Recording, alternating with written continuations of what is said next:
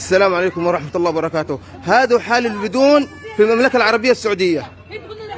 والله غير أصور من حقي.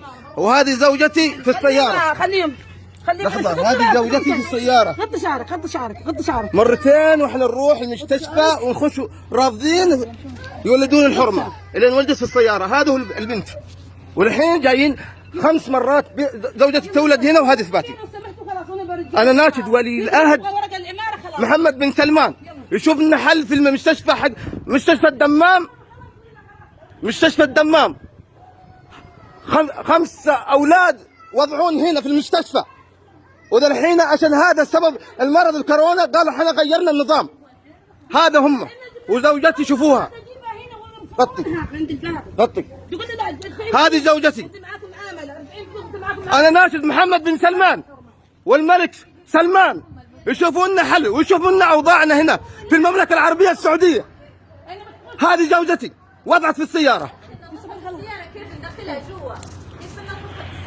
وهذه سبعة. اعطينا هويات. اعطينا هويات. اعطينا مشهد. وين ثاني؟ هذا واحد. وهذا من هنا سعادة مدير مستشفى ولادة اطفال في الدمام. رحت وراها. اعطينا الثاني. وهذا جوا. والان شوفوهم هربوا لجوا. هاربين جوا. حاليا هاربين جوا. 5 اولاد يولدون هنا في الدمام. 5 اولاد.